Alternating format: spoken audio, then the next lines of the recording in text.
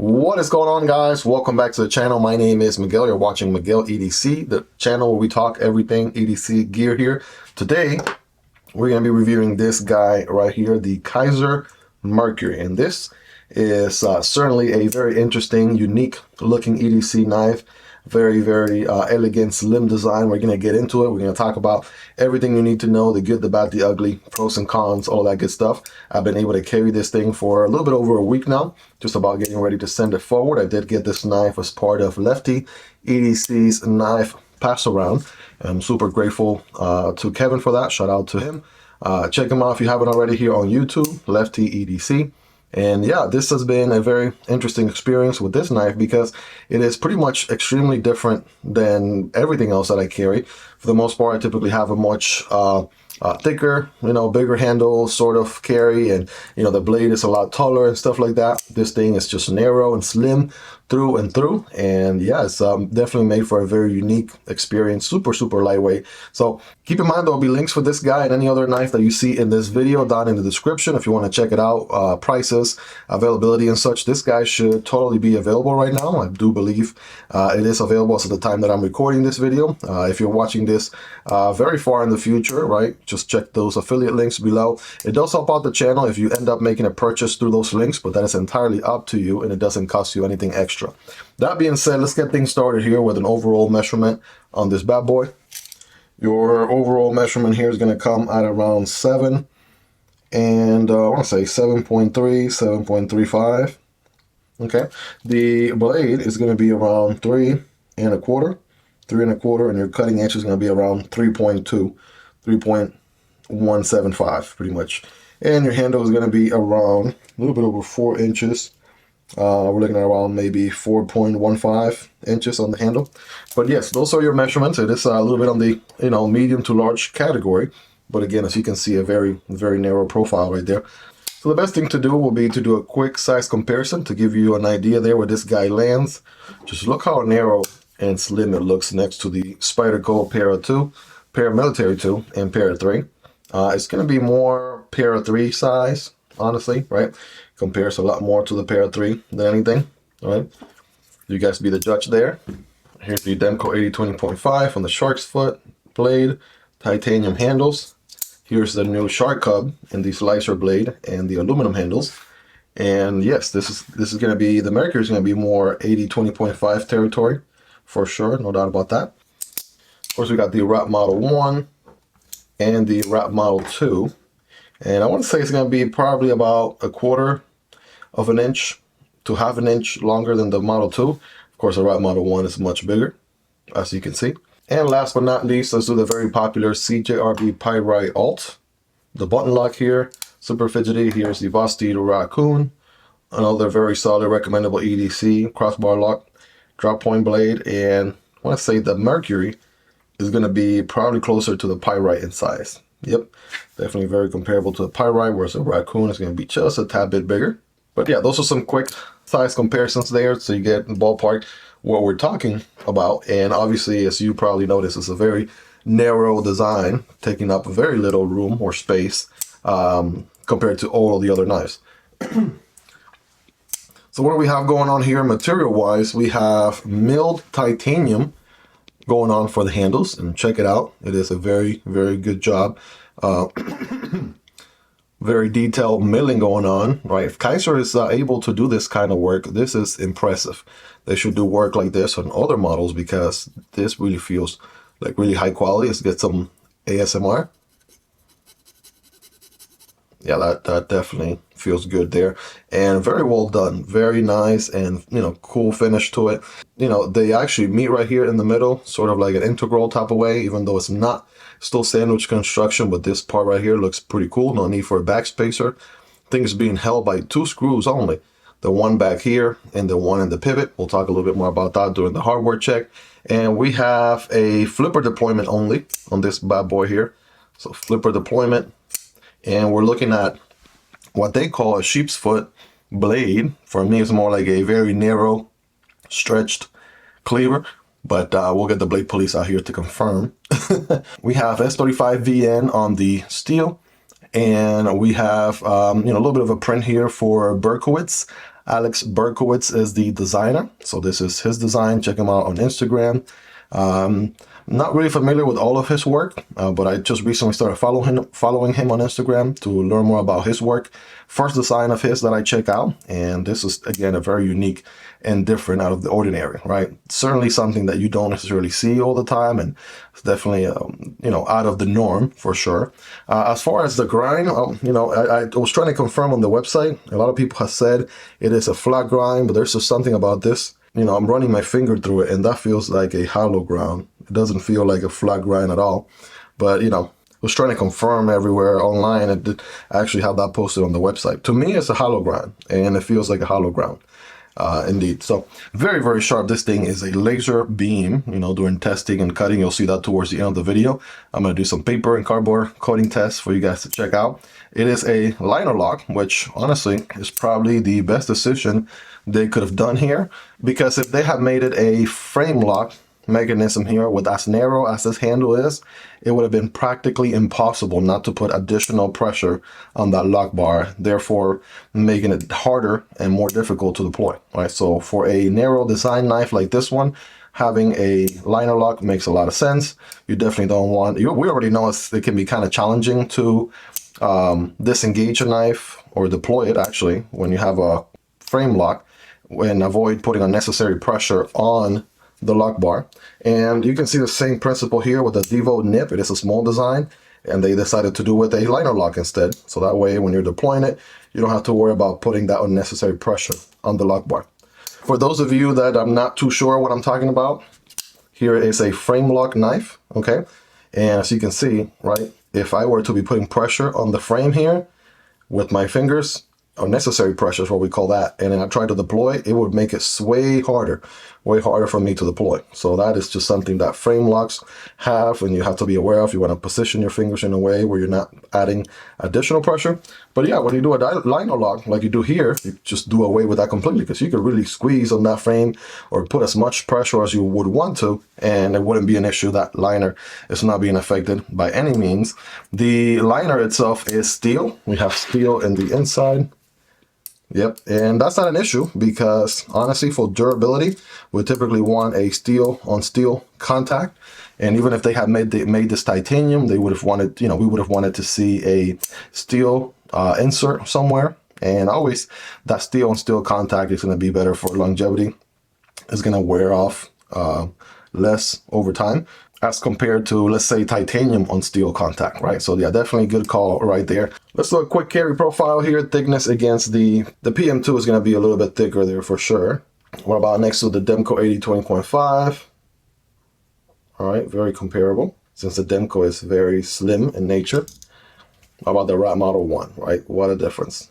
Definitely much thicker there. What about length and height in the pocket? Well, that is where it's definitely going to be much different than all the other knives, right? If we do something like a Spyderco PM2, right? Check out the difference, how much wider a PM2 is because of the Spidey hole, whereas this guy is super, super slim, right? Check something like the Demko AD 20.5.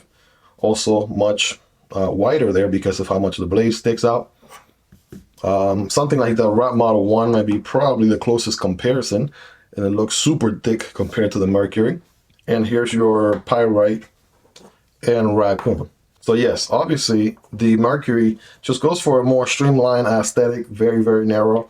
Probably the biggest comparisons, probably the category here, if I haven't mentioned this already, is more of the CEO style, right? Typically the CEO carry is a type of knife that you carry in your suit, right? Depending on, fitment and such, you don't want to be carrying a bulky knife for, in your suit, because you could definitely notice it if it was a bigger knife.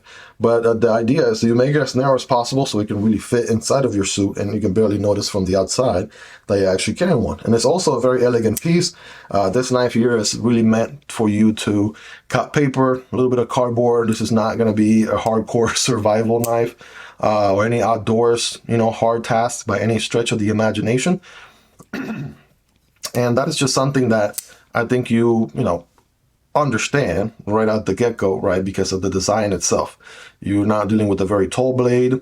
Ergonomically speaking, that's another thing people are always wondering a lot. It's probably as ergonomic as a, so let's see, how wide is this thing?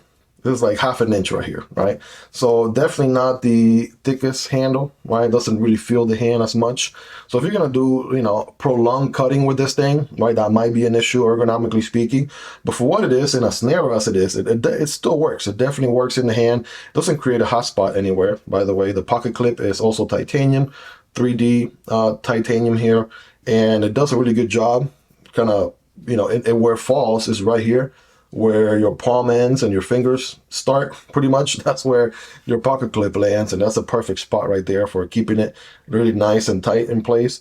And honestly, it's, you know, have medium hands, not the biggest, not the smallest. I'm able to feel the handle pretty well. I can see if you had extra large hands where that could be an issue, but not here. Notice also they didn't do any jimping on the blade. That's probably more for the aesthetic reasons, you know, to keep it elegant, to keep it refined, if you will.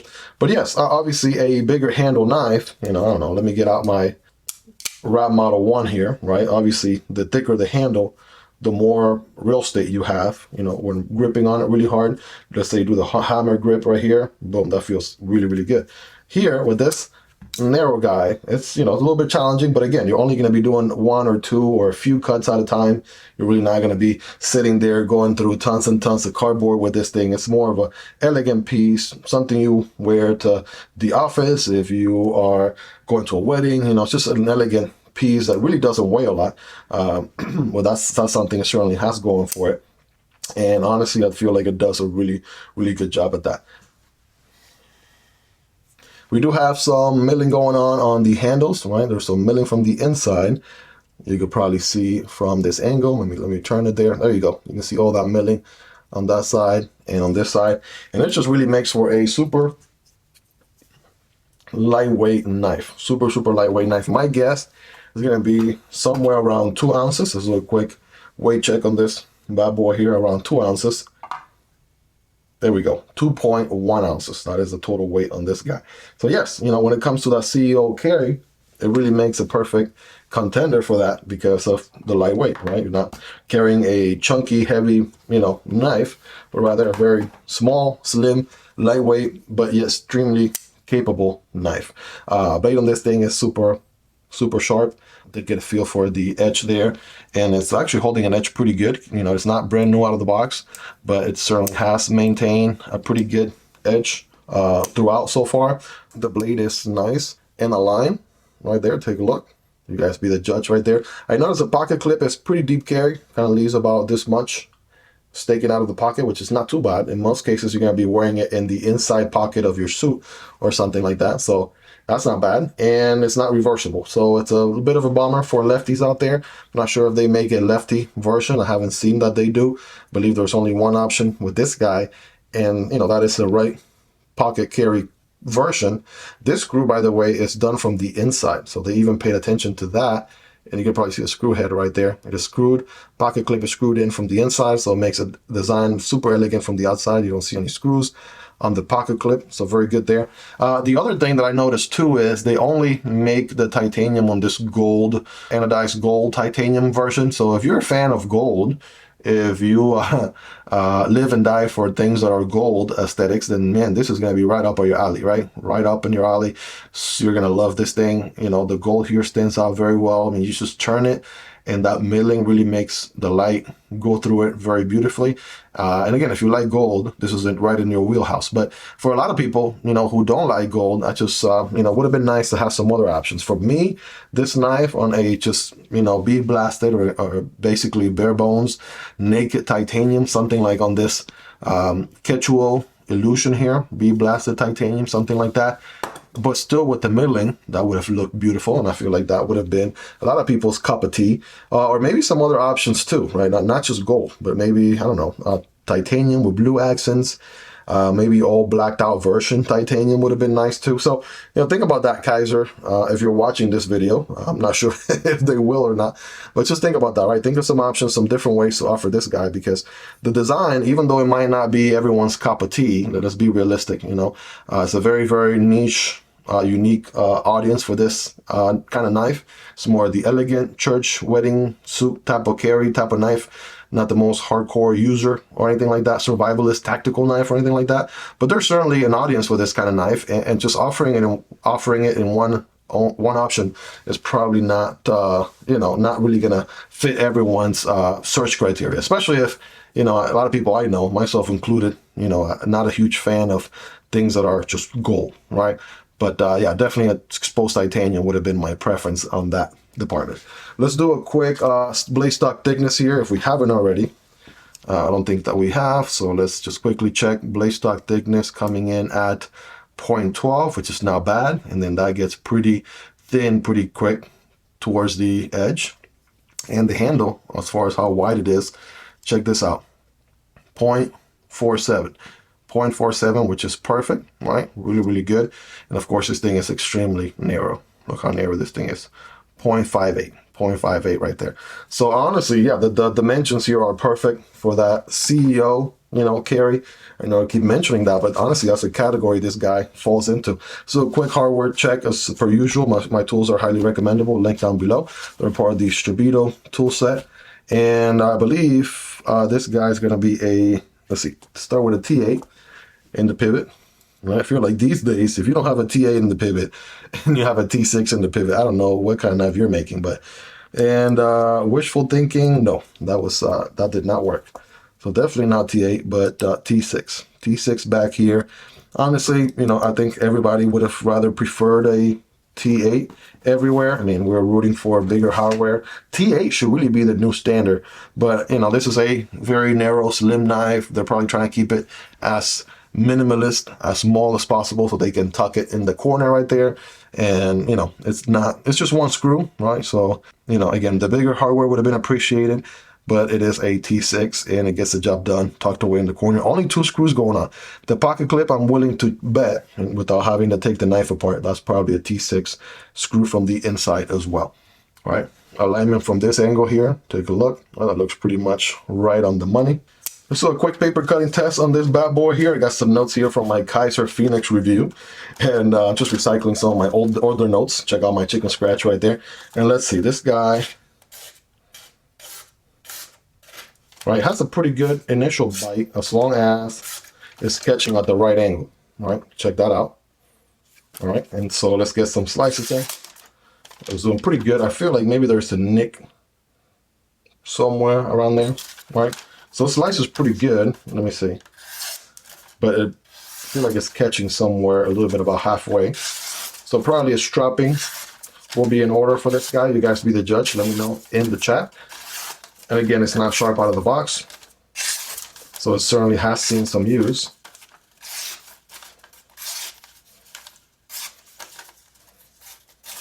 So we know it can do paper. What about some cardboard? And honestly, that's about the extent of the use for this guy. You're not going to be doing any bushcrafting or anything like that with this knife. It mainly for EDC use is perfect. I also want to mention, hammer grip, it definitely, a thicker handle would have been a little better ergonomically, but that's not what this knife is going for.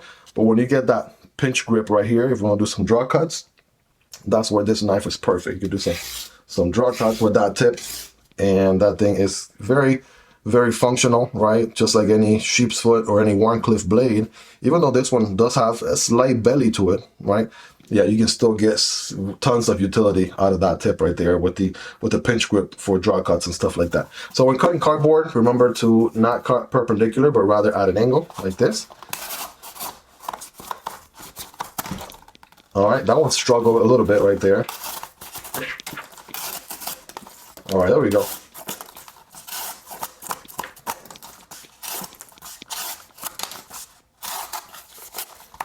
So keep in mind, you have a very thin edge that gets pretty thick pretty quick. In most blades, you'll have, let's say, the flat grind on the Rat Model 1, right? You have a very tall blade, so there's plenty of room for the edge to be really slim here, right? Razor sharp, and then it actually gradually gets thicker. But in this case, because the blade is actually much narrower, it actually has to get thick pretty quick. So that also is not going to work in your favor. Keep that in mind. But yes, can I cut cardboard occasionally if needed? It sure can. You guys be the judge. Again, it's not factory, it's not out of the box sharp, but you guys do rate it in the comments to let me know how much of an edge it has retained. And yes, it's probably time for a good old strut right about now. So I'm trying to think of what else we haven't mentioned yet up until this point. We have washers on this guy, so definitely not ball bearings. And so it's not a drop shot action, it's more of a shaker, right? Give it a nice little shake right here on the way down, and that will do it. And I want to say the flipper is nice and jimped, right? Whereas maybe other CEO knives have had some drawbacks with the deployment or so other caveats here and there. I feel like this one's executed very, very well. I mean, the flipper being the only deployment option fires really, really well. You get to slide switch it and bam, that comes out of there. That blade comes out of there firing. There is nice, good jimping there, functional jimping in the flipper, which is good. As far as access to the liner lock right there, you have a nice cutout from the handle on this side, so that way you could get your thumb in there and push that liner out of the way. The liner is jimped also, and it's not the toothy kind of jimping that beats up your thumb or anything like that. And there's also a decent amount of tension in the liner, but not anything crazy. I recently checked out an Ace jacked from Giant Mouse, and I'm not sure if it was the Italian OEM or what it was, but pushing the liner out of the way on that knife was a little bit unusually harder than it typically is. And I'm not sure why they did it that way, but this one, good amount of tension, it gets the work done. It is steel on steel contact, which is good for longevity, more reliability over a long period of time. And yeah, it's nice to access.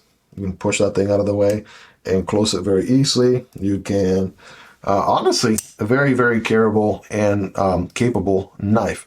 Again, I'm going to tell you this right now. You're probably watching this video, just either you're really trying to research this knife and you're considering buying it for yourself, or you're just checking it out for entertainment purposes. Be like, hey, okay, that's an interesting design. Let's check it out.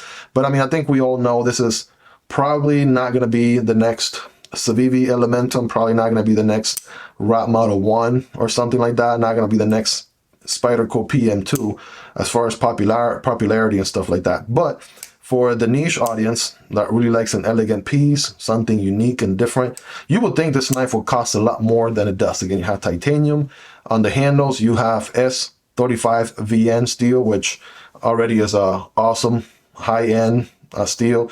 Spyderco puts it in a lot of their knives for the most part. So very, very good steel for corrosion resistance, holds a pretty good edge. Easy to sharpen when the time comes. Honestly, pairing those materials here, you would think this knife would be upwards of $150 or more. But instead, the price on this thing is $139. $139, which is not bad. Kizer does an exceptional job at providing really good materials, pretty good designs, components, working with tons and tons of designers, right? So that you're not getting the same run-of-the-mill drop point blade with the same handle shape as every other knife company offers out there. They're going out of their way to come up with designs that are unusual, that are different, that have that spice factor to it. And honestly, that's what this one is. It's not going to be everyone's cup of tea, but for the people who do like that CEO aesthetics to it, and this thing is super lightweight, just 2.1 ounces. I mean, how much lighter of a knife do you want, right? If it was FRN, I'm sure it would be lighter, but I mean, this is titanium. You're still managing for it to be that light as a suit carry, CEO style type of knife. This thing does really, really well. The only thing that I would say is, again, maybe some different handle anodization options, maybe like a blacked out, at least at the very least. I'm sure some people would have liked just a plain exposed titanium, with that silver look to it. I feel like that's going to be pretty good. Again, as in this Ketuo Illusion, right? Some bead blasted, but with the milling going on, something like that. Maybe some blue accents in the color or something, if they can manage to squeeze that in.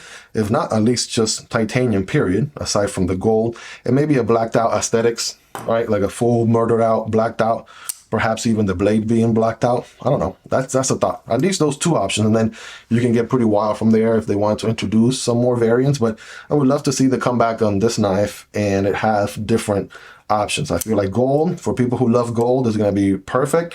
But for the majority of people who don't like gold, it's just not going to be a knife that they'll consider. And, that's just kind of unfortunate when this is the only option that is being offered at the moment, right? Maybe check in the future. Again, this knife is linked down below. Maybe Kizer does some more R&D and they realize, hey, you know, we should really offer this in a different color aesthetic, which that's what pretty much every YouTuber that's reviewing this knife is saying about this knife.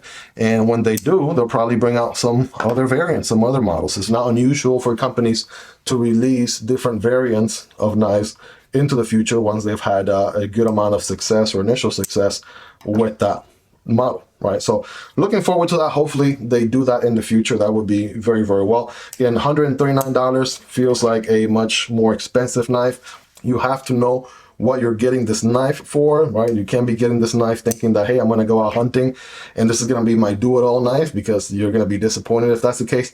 But if you're wanting an elegant piece that you're going to use as your suit carry, you know, for those, you know, paper and light cardboard cutting and things like that, and you just want it to be lightweight, elegant, you can carry it in your suit, you know, take it, you know, carry it to church or weddings or what have you. It'd be your go-to CEO style knife. This one is going to do a pretty good job at that. So that's my 2 cents. Again, you guys let me know what other questions, concerns you have about this knife. Let me know anything else you want to know about it down in the comments. Let's have a discussion about this knife down there. If you haven't liked this video by this point, guys, this will be a great time to go ahead and smash that like button. Also, please consider subscribing. I promise you'll be worth coming back for more and make knife and EDC gear content like this on an ongoing basis. So if you don't want to miss out, a subscription will be the best way to stay in touch. Also turn on those bell notifications while you're at it. And if you want to support the channel a step further, there will be a link for Patreon down in the description, or you can simply become a member right here on YouTube and you will get access to exclusive perks.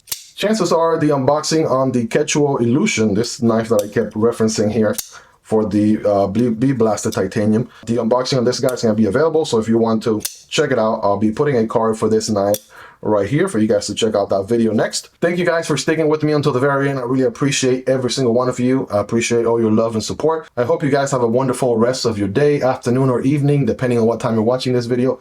Thank you for everything, guys. I love you all, and I'll see you on the next one. Peace.